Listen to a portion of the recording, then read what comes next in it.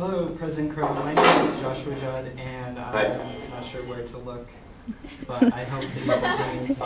I am a philosophy student here at the at the Tempe campus, and I want to talk to you about the conversation that I began with you last Wednesday in an email about the Arizona Higher Education Enterprise.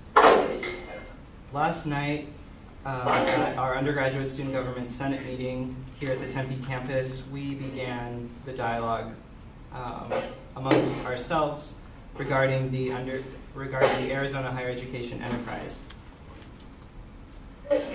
We are ready to begin this conversation, Dr. Crow, between us, the students, and you, our university president, and more generally, to talk about the topic of privatization.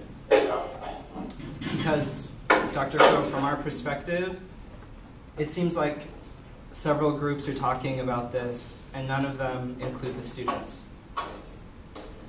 After this report was first brought to the table in September, Regent Duvall said, quote, "We're really at the front end of this and don't want to get ahead of the dialogue we need to have with our partners at the state capitol." And that quote is from an Arizona Republic article. This plan, Dr. Crow, presented by yourself and the Council of Presidents to the Arizona Board of Regents, and now is being worked on with partners at the state capitol. Dr. Crow, 3 parties are involved, are talking about this higher education enterprise, and none of them are the students. And we're ready to start.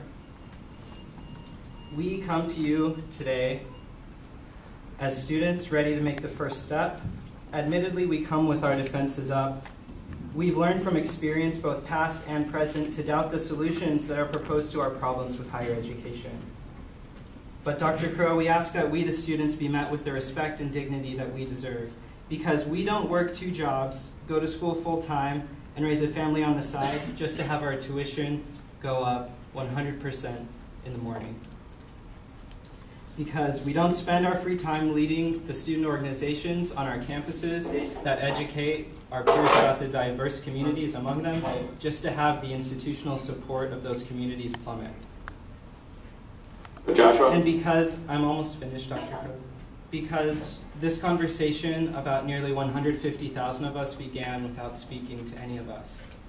Dr. Crow, we want to talk, and you should know that students are rising up and we're ready. Okay, should I take that as a statement or as a question? If there's anything you'd like to address or tell students about this topic now, I'm sure that we would love to hear it. But mostly more than Joshua, as I said to you in the voicemail that I left on your cell phone the other day, we do meet with the student government leadership on a regular basis. This is a draft conceptualization that has to do with the mechanisms under which the university is organized. I agree with you completely that the students should have and will have input into a process that's probably years in the making. Just to put in perspective this particular document that's on the table. Years in the making in the sense of from now, years going forward. And so I agree with your main point, which is the role of the students in helping to conceptualize what the university can be to be of greatest service to the students.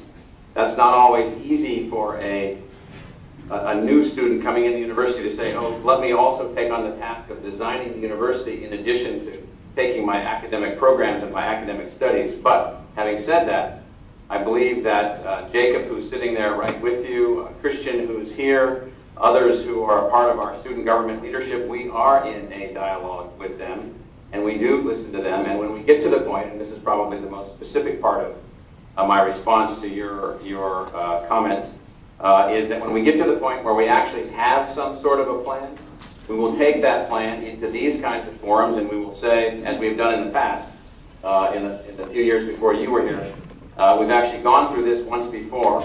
Once we had input, we were able to take the input from students, put it into a plan, then take the plan once we had put it together, then take it out to the students, the faculty, the staff, the community, and others through dozens and dozens and dozens of public forums, and we accomplished that. We went through the One University in Many Places plan. We went through the Changing Directions plans. That was in 2003, and then again in 2005, and now in 2010, we're to this point. And so I expect that that process will work as it moves forward.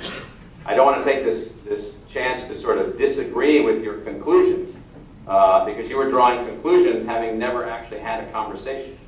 But let's take it that your main point, I do understand, and we will work toward that as we go forward. And in fact, we'll be meeting with student government leaders next week, and I'll make sure, and Dr. Rund is here, we'll make sure that we go through this. This is our first regularly scheduled meeting since this report has become a report.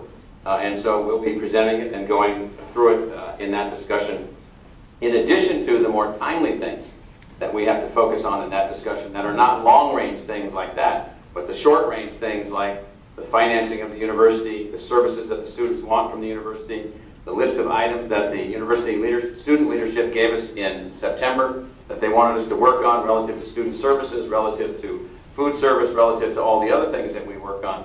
And so all of those things are very primary on our agenda also. So thank you for the comment. I agree with it in principle, and we'll move in that direction.